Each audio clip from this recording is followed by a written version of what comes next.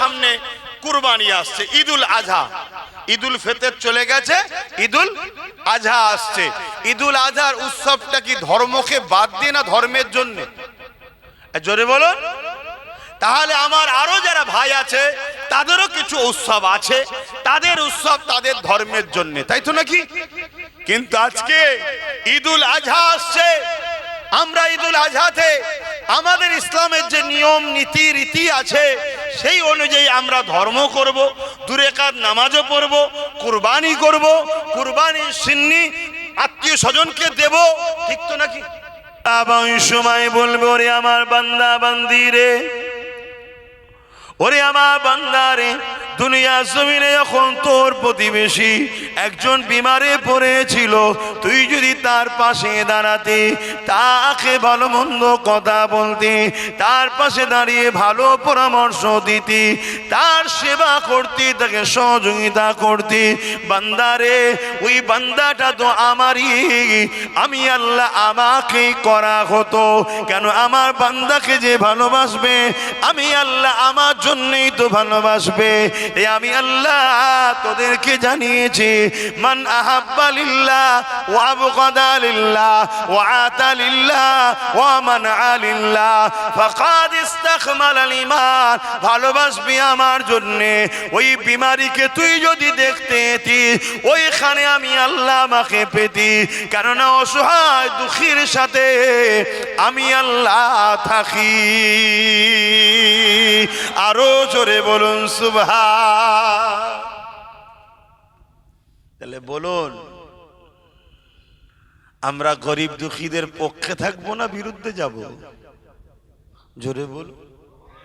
তো পক্ষে থাকা তো খুব কষ্ট। পক্ষে থাকবো বললে তো হবে না, কেন গরিবের সাথে তো কেউ নেই। না গরিবের সাথে পুলিশ থাকে, না আইন থাকে, না নেতা থাকে। কে থাকে? কেউ থাকে? কথা বলছে না তো। তাহলে আপনারা কি থাকবেন? গরিবের সাথে যদি কেউ নাও থাকে, আমার আল্লাহ আছে গরিবের সাথে। জোরে বলুন সুবহানাল্লাহ।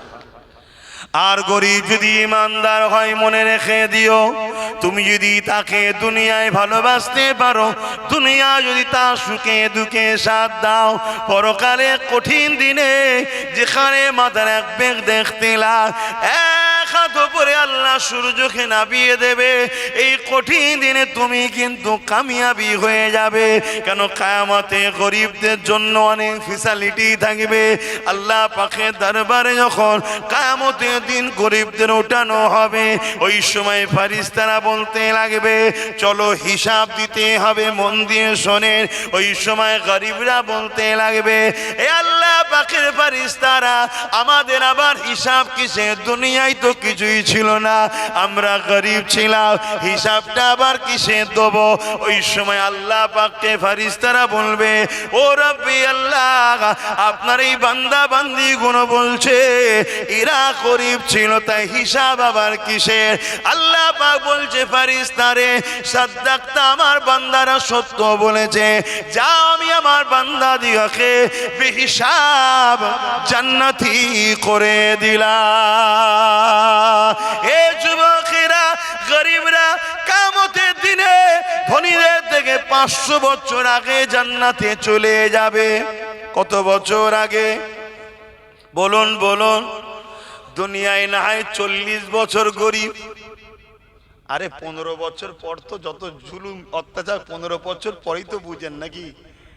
দুনিয়ায় না হয় 50 বছর গরিব, দুনিয়ায় না হয় 60 বছর গরিব, সর্বোচ্চ 100 বছর যান। কিন্তু ময়দানে মাহশরে 500 বছর আগে। আর ময়দানে মাহশরটা কেমন হবে জানেন তো? আল্লাহ নবী জানিয়ে দিলেন, ময়দানে মাহশরেতে মানুষের মাথার ক্ষীণ গুণ নাক দিয়ে ঝরে ঝরে পড়তে লাগবে। কেননা সূর্যের তাপ এত বেড়ে যাবে, এই সামান্য গরম আমরা সহ্য করতে পারছি না।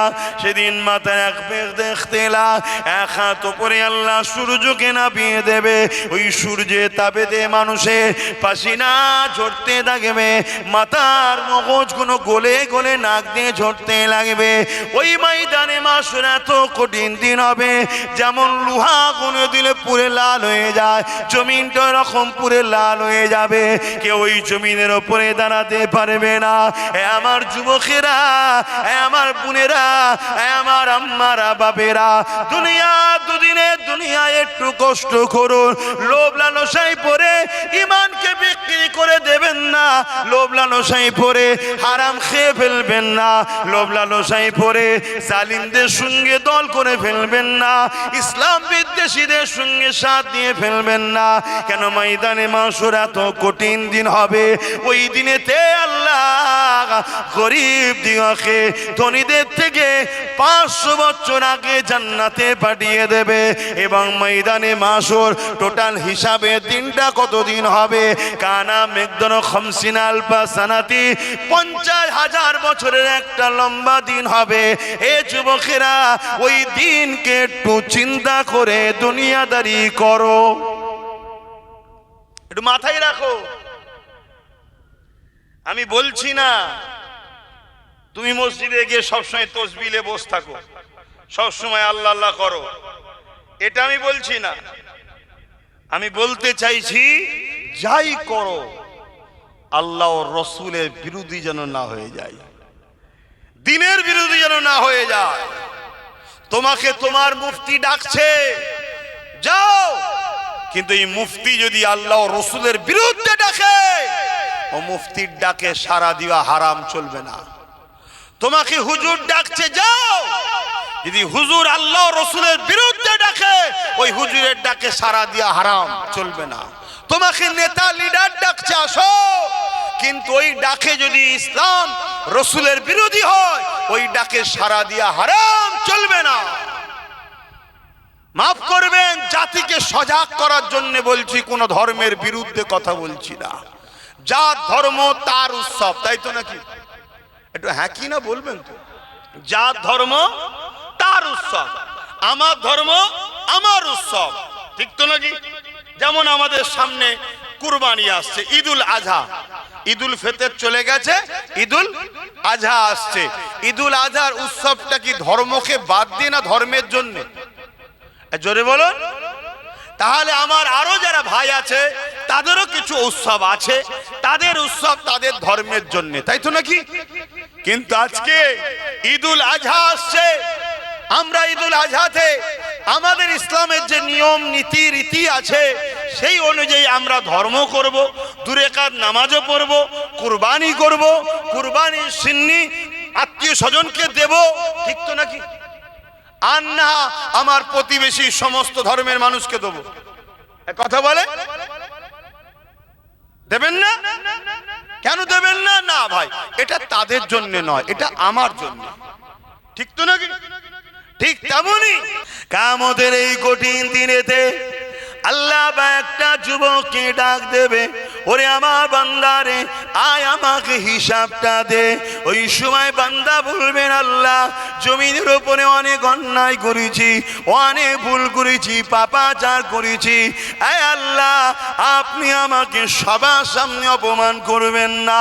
আল্লাহ পাক, আমি আমার নফসের উপরে অনেক ধোঁকা দিয়েছি, নফসের উপরে অনেক জুলুম করেছি, অনেক বেইনসাফি করেছি, আল্লাহ পাক আপনি আমাকে গোপনে গোপনে জাহান্নামে দিয়ে দেন।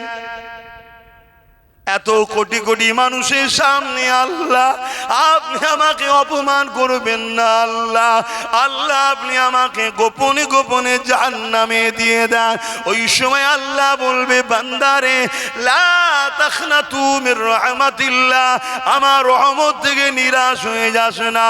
ওরে আমার বান্দারে, আমার রহমতের উপরে ভরসা রাখ, তোর আমলনামাটা দেখা। আল্লাহ পাক কুদরতি ভাবে বান্দার আমল আমলনামা দেখবে, ওই আমলনামা দেখতে দেখতে দেখা যাবে ওই আমলনামাতে পাপ, অন্যায়, গুনাহ, নফসের উপরে জুলুম করেছে, অনেক অত্যাচার নিজের নফসের উপরে করেছে।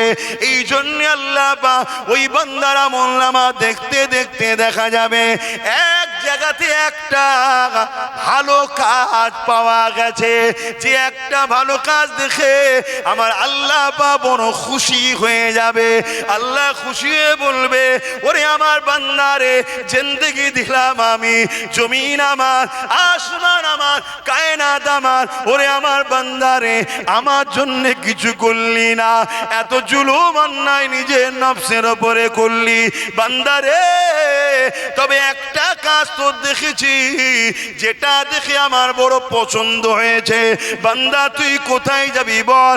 বান্দা বলতে লাগবে, আল্লাহ আমি আপনার রহমত যদি হয় আমি জান্নাতে যেতে পারি, আপনি যদি দয়া করে আমায় জান্নাতে দেন, কিন্তু জান্নাতে যাবার আমার কোনো রাস্তা নাই, কেন আমি অন্যায় করেছি, ভুল করেছি, কিন্তু আপনি যদি রহমত করে আমি জান্নাতে যেতে পারবো। আল্লাহ খুশি হয়ে যাবে, খুশি হয়ে যে বলবে, বান্দারে যা, আমি আল্লাহ তোর পাপকে চেপে দিয়ে আমার রহমতের বিনিময়ে তোকে জান্নাতি বানিয়ে দিলাম। আরো জোরে বলুন সুবহান। এ যুবকেরা, সাহাবা হুজুররা জিজ্ঞাসা করেছিলেন, ইয়া রাসূলুল্লাহ, হাবিবাল্লাহ, মানুষটা কি এমন কাজ করেছিল ওই একটা কাজে আল্লাহ এত খুশি হয়ে গেলে সব পাপকে আল্লাহ মাফ করে দিলে? আল্লাহ নবী জানিয়ে দিলে, এ বাবা সাহাবারা, ওই যুবক বান্দাটা রাস্তা দিয়ে একদিন যেতেছিল, যেতে যেতে দেখা যায় রাস্তায় একটা জায়গাতে একটা পশুকে বাঁধা ছিল, তার মনিব যেখানে ছায়া ছিল সেই জায়গাতে বেঁধে দিয়েছিল। মাইকের আওয়াজে বুঝছেন, সূর্য আস্তে আস্তে সরে গেছে, ছায়াটা সরে গিয়ে রোদ এসে গেছে। বান্দা ওই সময় যাচ্ছে রৌদ্রের তাপে, আর পশুটা জিহ্বাটা বেরিয়ে পড়েছে, প্রচন্ড গরমে পিপাসায় কাতর হয়ে গিয়েছিল। এই বান্দার দেখে বড় দয়া ময়া হয়েছে, ওই পশুটাকে ছায়াতে বেঁধে দিয়ে পানি পান করিয়েছিল। কাজ এটা, রৌদ্র থেকে নিয়ে গিয়ে ছায়াতে বেঁধে পানি পান করিয়েছে। আমার আল্লাহ পাক বলে, বান্দারে আমি আল্লাহ দয়ার মালিক, 99 ভাগ দয়া আমার কাছে আছে, 1 ভাগ দয়া আমি জমিনে দিয়েছি। এই সামান্য দয়া নিয়ে আমার সৃষ্টি যখন বিপদে ছিল তাকে তুই বিপদ মুক্ত করে পানি পান করিয়েছি। আজ বিচারের দিনে তুই বিপদে আছিস, কেন আমি রহমান দয়ার মালিক হয়ে তোর উপরে দয়া দেখাবো না? যা, আমি আল্লাহ তোর এই ভালো কাজটা দেখে বড় খুশি হয়েছি। তুই আমার বিপদে সৃষ্টি যেদিন ছিল তাকে বিপদ মুক্ত করে পানি পান করিয়েছি। আজকে দিনে আমি আল্লাহ তোকে বিপদ মুক্ত করে জান্নাতি বানিয়ে দিলাম। আরো জোরে বলুন সুবহান।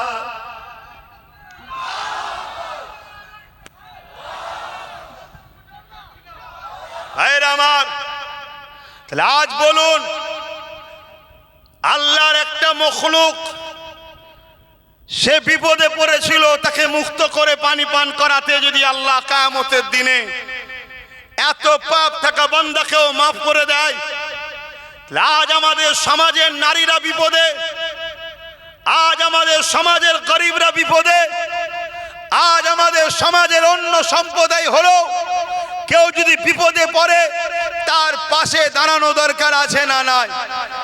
আজকের দিনে যেমন সব থেকে বড় ভয়ঙ্কর বিপদ হলো এটাই, ইচ্ছা করে জালি হুকুমতরা, ইচ্ছা করে অত্যাচারী হুকুমতরা বিশেষ করে মুসলিম সম্প্রদায়কে টার্গেট করে প্রায় 90 লক্ষর কাছাকাছি মানুষের নামকে ডিলিট করে রেখে দিয়েছে। এটা কি ওই মানুষদের জন্য বিপদের কারণ নয়? কথা বলুন, বিপদ না বিপদ নয়? আচ্ছা রেখে দেন, হ্যাঁ লাস্ট এলান আপনি দেবেন। শুনছেন, এই বিপদে যদি অসহায়ের পাশে দাঁড়ায়, এটা দুনিয়াতেও যেমন সম্মান আল্লাহ আপনাকে দেবে, পরকালেও আল্লাহ আপনাকে কামিয়াবি দেবে। জোরে বলুন সুবহানাল্লাহ। এই বিষয়টা আলোচনা করাকে আপনার মধ্যে কেউ মনে করতে পারে এটা রাজনীতি হচ্ছে, কিন্তু আপনি যেটাকে রাজনীতি দেখছেন, আমি সেটাকে মানব বন্ধন, মনুষ্য জাতির উপরে প্রেম দেখছি। আল্লাহর সৃষ্টিকে ভালোবাসলে আল্লাহ তাকে ভালোবাসবে, আমি এটা দেখছি। জোরে বলুন সুবহানাল্লাহ। ভাইরা আমার, একদিকে কেন্দ্রের ফ্যাসিস্ট জালিম সরকার ইচ্ছা করে বাংলায় ঢুকবে বলে কোনোভাবে যখন আসতে পারছে না, মুসলিম জাতিকে বিশেষ করে টার্গেট করেছে, পাশাপাশি কিছু গরিব এসসি এসটিকেও টার্গেট করেছে, কিন্তু বিশেষ করে 60 লক্ষর উপরে মুসলিম সম্প্রদায়ের নামকে ডিভোটার করার চক্রান্ত করে তারা বাংলায় প্রবেশ করতে চাইছে।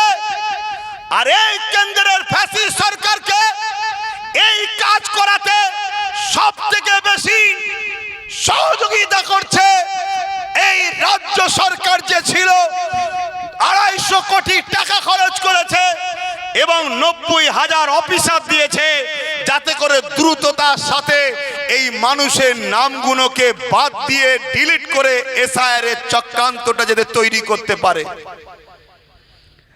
আজকে এরকম একটা বিপদের দিনে 90 লক্ষ লোকের নাম বাদ পড়েছে। ধরুন দেগঙ্গাতে 10,000 হোক, 15,000 হোক, 20,000 হোক, ধরুন লোকের নাম এখন ঝুলে আছে বা বাদ পড়েছে। এই জায়গায় আব্বাস সিদ্দিকী যদি বলে আরে ওর 20,000 বাদ গেছে, যাকে যাক আমার বয়ে গেছে, তাহলে কি এই 20,000 মানুষের আমি পক্ষে না বিরুদ্ধে? জোরে বলুন। আমি এতে খুশি হয়েছি না হইনি? তাই তো বলছি বয়ে গেছে।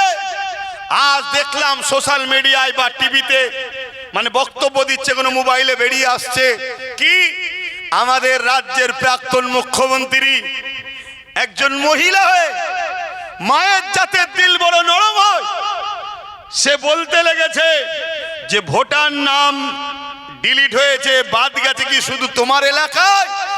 আমার ভবানীপুরে তো 40,000 লোকের নাম বাদ গেছে, তো বাদ গেছে তো আমার বয়ে গেছে। বলছে না বলেন? তার মানে যারা বাদ দিতে চেয়েছিল তার প্রমাণ আজকে আপনারা হাতে নাতে পাচ্ছেন না, পাননি। কিন্তু আজকে বড় দুঃখের বিষয়, এরকম একটা মিথ্যুক, অসভ্য, মানবতার বিরোধী, মনুষ্যত্বের বিরোধী, যে তার পক্ষে উম্মতে মুহাম্মাদি দাবি করে একদল মুসলমান ঘরের ছেলেরা এখনো হুড়োহুড়ি করছে না, করেনি। বড় দুঃখের সাথে বলতে হয়, আপনারা কি সেই দিনের কথা ভুলে গেছেন?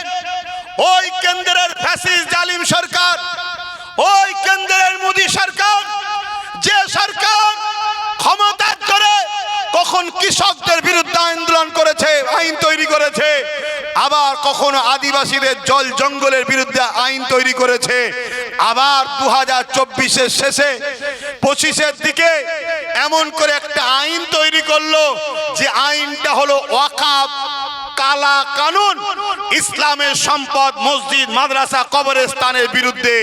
আপনাদের মনে আছে না ভুলে গেছেন? জোরে বলুন, মনে আছে না ভুলে গেছেন? কেন্দ্রের জালিম স্বৈরাচারী মোদী সরকার ক্ষমতার জোর দিয়ে মুসলিম জাতিকে এমন করে আসাম থেকে শুরু করে উত্তরপ্রদেশ, গুজরাট থেকে শুরু করে সর্ব জায়গায় হত্যা, মারছে, খুন করছে, জুলুম করছে, করতে করতে করতে আজকে সে হাত দিল কোথায়? ইসলাম ধর্মের সম্পদের উপরে। আমার মসজিদকে ভাঙছে, আমার মাদ্রাসাকে ভাঙছে, আমার কবরস্থান ভাঙছে, আমার খানকা ঈদগাহ ভাঙছে। আমি উম্মতে মুহাম্মাদিকে জিজ্ঞাসা করছি, তুমি রাজনীতির নেশায় তোমার এত ব্যস্ত, তোমার কবরস্থান চলে যাচ্ছে, তোমাকে হুঁশ করা দরকার আছে না নাই? তুমি রাজনীতির নেশায় এত ব্যস্ত হয়ে আছো, তোমার মসজিদ, তোমার আমার মাদ্রাসা মিটে যাচ্ছে, এদিকে হুঁশ করা দরকার ছিল না তাই আজ আমি জানতে চাইছি, সেই কেন্দ্রের জালিম সরকার, অত্যাচারী সরকার যে আইন তৈরি করেছে, সেই আইনকে প্রাক্তন মুখ্যমন্ত্রী বাংলার যে ছিল সে মেনে নিয়েছে না লাইনে? জোরে বলুন। তাহলে এও আমার ওয়াকাফের দুশ্মন হ্যাঁ কি না? জোরে হাত তুলে বলুন দুশ্মন হ্যাঁ কি না? হাত তুলে বলুন দুশ্মন হ্যাঁ কি না? তাহলে আমার মসজিদের যারা দুশ্মন, আমার কবরস্থানের যারা দুশ্মন, আমার ওয়াকাফের যারা দুশ্মন, আমার মাদ্রাসার যারা দুশ্মন, আমি উম্মতে মুহাম্মাদিকে বলছি, রাজনীতি করছো করো, রাজনীতি করতে গিয়ে আল্লাহ দ্বীনের দুশ্মনদেরকে শক্তিশালী করে জাহান্নাম যেন কিনে নিও না, এই সতর্ক করা দরকার আছে না নাই? এবারে আমার এই কথাতে 50টা লোক শুনে পরিবর্তন হতে পারে না? আমার এই কথাতে 500 লোক আমার বিরুদ্ধে চলে যেতে পারে না? আমি এই 500 সংখ্যাও দেখব না, 50টা সংখ্যাও দেখব না। আমি দেখছি হক কথা আমায় বলতে হবে, এটা আল্লাহর হুকুম। তাই আমি প্রথম থেকেই বলে আসছি, এখনো বলছি, আমাদেরকে দুনিয়াদারি করতে হবে, সংসার করতে হবে, রাজনীতি করতে হবে, কিন্তু দ্বীনের বিরুদ্ধে গিয়ে করবেন, ইসলামের বিরুদ্ধে গিয়ে করবেন, এটাকে মাথায় রাখা দরকার আছে না নাই? এটাই আপনাদের বুঝাচ্ছি। অসুবিধা হচ্ছে কারো? জোরে বলুন অসুবিধা হচ্ছে? তাহলে আমি জানতে চাইছি, আগামী দিন একদিকে কোরআনের দুশ্মন, ওয়াকাফের দুশ্মন, মানুষের মানবতার দুশ্মন একদিকে রয়েছে, আর একদিকে ওয়াকাফকে বাঁচাবার জন্য কেস করেছে। এসআইরে মানুষের বিপদ যাতে না হয়, সেই মানুষকে বিপদে ফেলার যে এসআইরের চক্রান্ত, এই চক্রান্তকে ব্যর্থ করার জন্য কেস করেছে। কোরআনকে যে অপমান করেছে তার বিরুদ্ধেও কেস করেছে। এমন একটা ব্যক্তি রয়েছে, আপনারা কার পক্ষে দাঁড়াবেন? ওয়াকাফের দুশ্মনের পক্ষে, না ওয়াকাফকে যে বাঁচাতে গিয়ে জেল খেটেছে তার পক্ষে? কারা ওয়াকাফকে বাঁচাতে গিয়ে জেল খেটেছে যে তার পক্ষে কারা দাঁড়াতে চান? হাত তুলে দেখান, হাত লম্বা করে তোলেন। তাহলে আপনারা ওয়াকাফের পক্ষে প্রমাণ দিচ্ছেন। ওরে বলুন ওয়াকাফের পক্ষে আপনারা, ওয়াকাফের পক্ষে আপনারা। তাহলে একটু আওয়াজ দিয়ে বলুন, ওয়াকাফকে বাঁচাবার জন্য সুপ্রিম কোর্টে যে কেস লড়েছে তার নাম কি? জোরে বলুন নাম কি? জোরে বলুন নাম কি? তাহলে তার হাতকে শক্ত করা, এটাও একজন ধর্মগুরু হিসাবে বা ধার্মিক মানুষ হিসাবে আমরা যারা ওয়াকাফকে ভালোবাসি আমাদের দায়িত্ব আছে না নাই? যে আগামী দিন ওই ছেলেটার হাত শক্তি হলে হয়তো আরো যদি কিছু ছেলে পায় তাহলে সে ওয়াকাফটার জন্য আরো লড়তে পারবে। এই কথাটা বলে দিয়া কি হুজুরের খারাপ হয়ে গেল? হুজুর এই কথা জলসায় এসে বলবে কেন? এটা মনে হচ্ছে নাকি? রাজনীতির নেতা যখন রুজি রুটি, শিক্ষা, স্বাস্থ্য, দেশের কথা ভুলে গিয়ে ধর্মের বিরুদ্ধে লাগে আর ধর্ম প্রমোট করার পক্ষে থাকে, তখন মুসলিম ধর্মগুরু হিসাবে আমারও দায়িত্ব আমার দ্বীনের দুশ্মনকে, আমার কওমকে চিনাবার দরকার আছে না নাই? কিন্তু আমার বলার জায়গা এটা ছাড়া আছে কোথায়? এটাই তো আমার বলার জায়গা, তাই তো নাকি? এখান থেকেই তো বলবো। আরে এই কথা বলাতে ইসলামে নিষেধ নয়। এখান থেকে ফেরাউনের বিরুদ্ধে কথা হয় না? হয় না? কথা বলুন। ফেরাউন কে ছিল? ইসলামের দুশ্মন, মানবতার দুশ্মন, মুসা নবীর দুশ্মন, মনুষ্যত্বের দুশ্মন। এর জন্য ফেরাউনের উপরে আল্লাহর লানত। ফেরাউনের বিরুদ্ধে মুসা নবী ছিল। আপনারা যদি বেঁচে থাকতেন সেদিন ফেরাউনের পক্ষে দাঁড়াতেন না মুসা নবীর? বলুন বলুন। আজকে বলুন, নমরুদের বিরুদ্ধে এখান থেকে বলা হয় না? হয় না? নমরুদকে লানত দেওয়া হয় না? হয় না? নমরুদ কে ছিল? নমরুদ আল্লাহ বিদ্বেষী ছিল, জালিম ছিল, অত্যাচারী স্বৈরাচারী শাসক ছিল। নমরুদ খুনি ছিল। তাই নমরুদের বিরুদ্ধে যদি এখান থেকে বলা হয়, ফেরাউনের বিরুদ্ধে যদি এখান থেকে বলা হয়, এজিদের বিরুদ্ধে যদি এখান থেকে বলা হয়, আবু জেল, উতবা, সাইবার বিরুদ্ধে যদি এখান থেকে বলা হয়, তাহলে কেন আজকে যারা ইসলামের দুশ্মন, কেন্দ্রের বিজেপি সরকার আর রাজ্যের এক্স মুখ্যমন্ত্রী, এই টিএমসি সরকার, এরা ইসলামের বিরুদ্ধে কাজ করেছে না করে? জোরে বলো।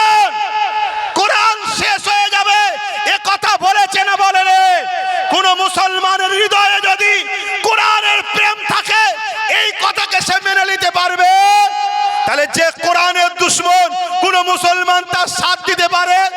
জোরে বলুন। যদি সাথ দেয় জানতে হবে ও মুসলিম আর ইসলামের মধ্যে নয়। কথা মাথায় ঢুকছে না? ঢুকছে। আজকে সামান্য উদাহরণ দিচ্ছি, কোন টিএমসি দলের লোক যদি অন্য দলের সঙ্গে ঝান্ডা ধরে সাথ দেয়, টিএমসি তাকে ভালোবেসার নেবে, তাকে সাপোর্ট করবে?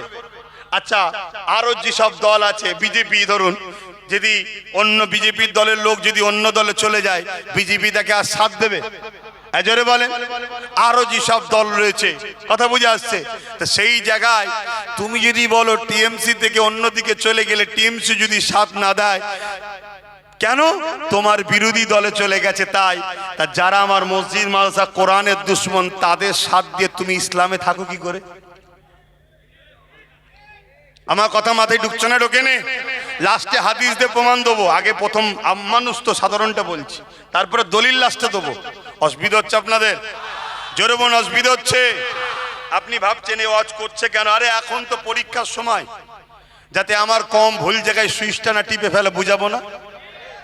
আমার কম সুইচ টিপবে এমন জায়গায় আপনার ভোটেতে জিতে আমার মসজিদ ভাঙবে, তাকে ভোট দেবেন?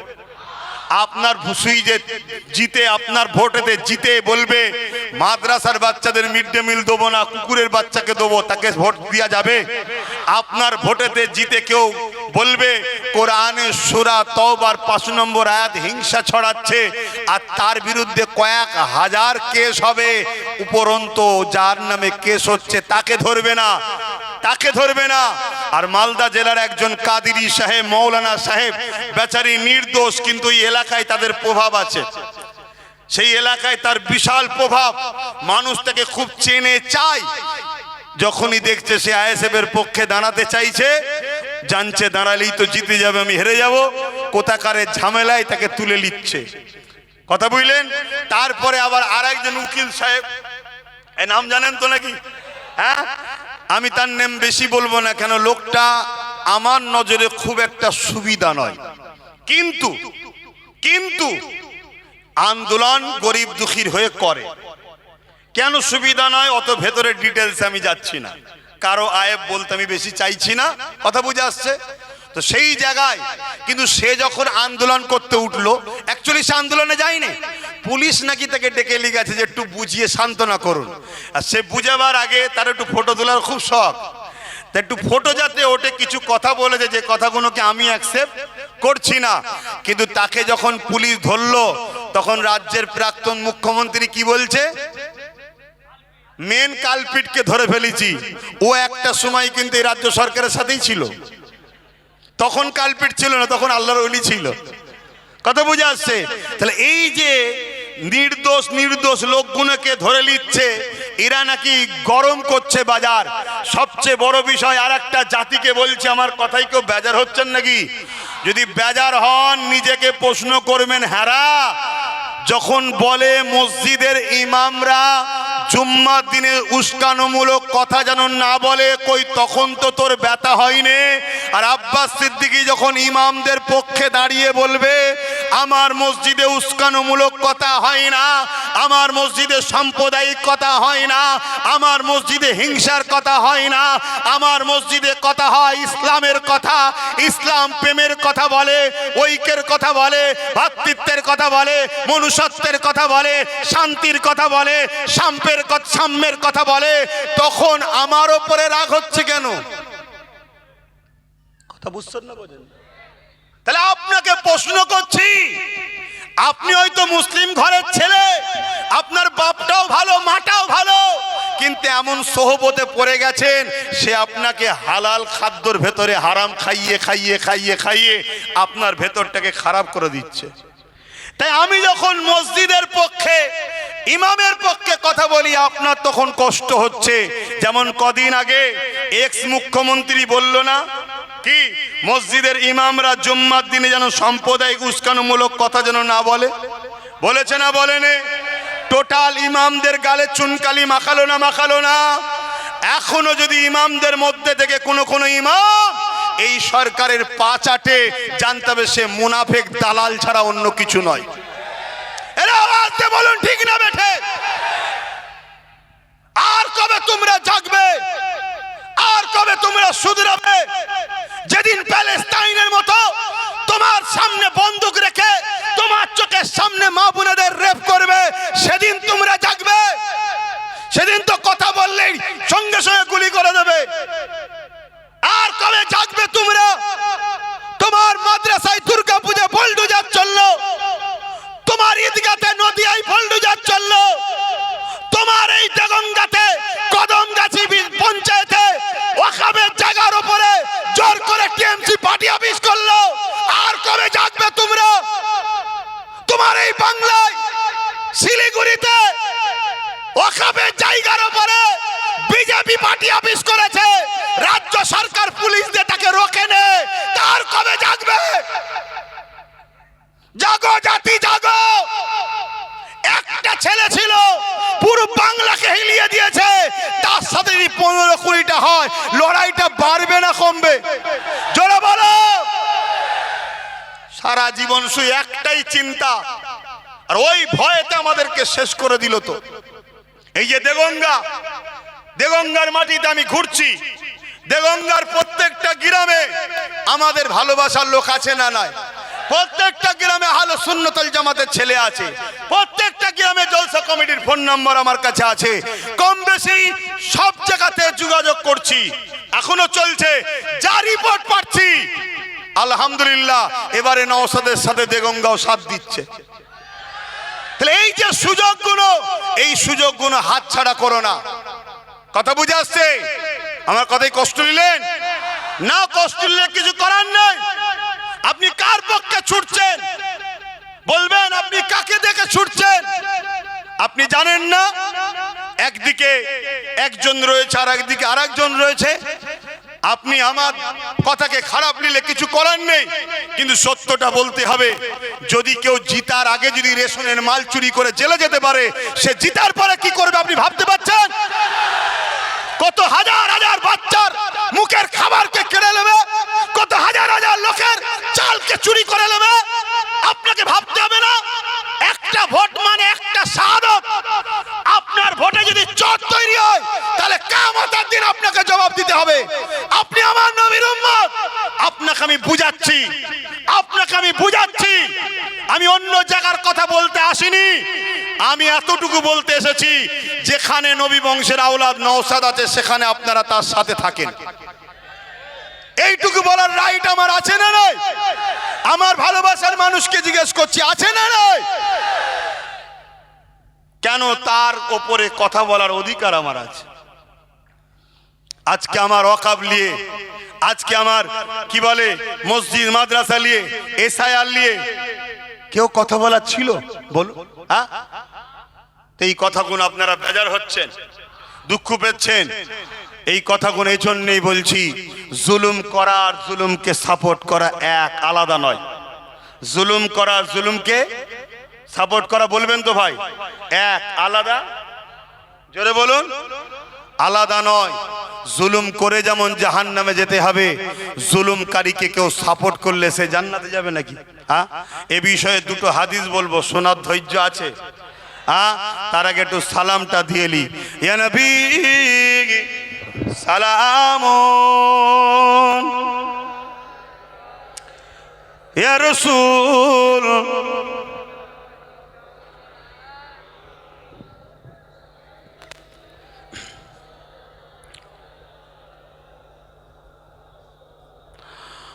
যদি কারো মনে হয় যে না বাবা হাদিস শোনার আর দরকার নেই, হয়তো 2000 পেতাম হাদিস শুনে আর পাবো না, 10,000 পেতাম হাদিস শুনে পাবো না, 1 লাখ পেতাম হাদিস শুনে হয়তো নিতে পারবো না, যদি এরকম কেউ থাকেন এই সুযোগে আস্তে আস্তে চলে যান। কথা শুনছেন?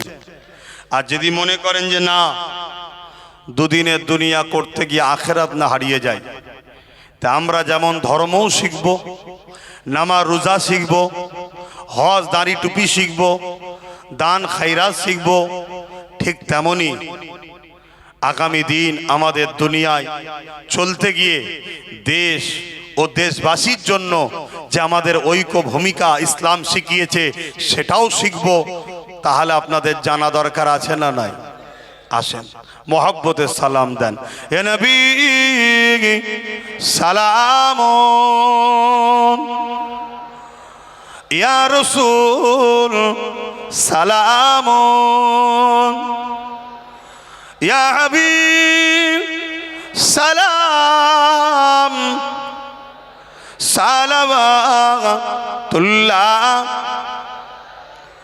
পড়িল আল্লাহ আরো বাণী, পোহালো দুঃখে এ রজনী, হইল জগৎ অনুরানী, আমিনার নয়নের মনি, ইয়া নবী সালাম, ইয়া রাসূল সালাম, ইয়া হাবিব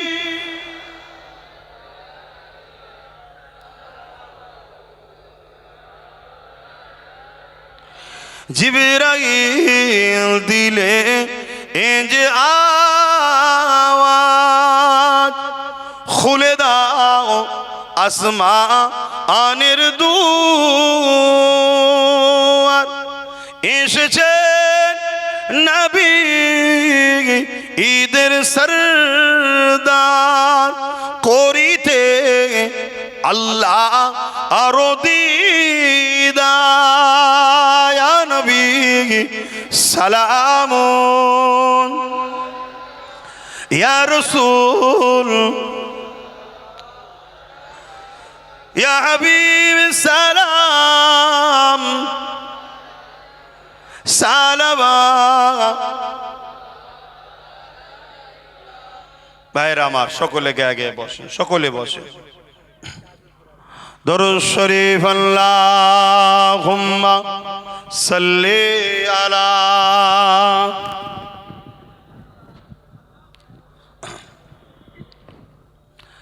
দেখো না গো, কেউ উঠে উঠে চলে গেল নাকি এই সুযোগে? দেখো একটু, কেউ যদি থাকে, যদি চলে যায় ভালো হলো না খারাপ হলো? আমরা বাপ সলিড থাকতে চাই। কথা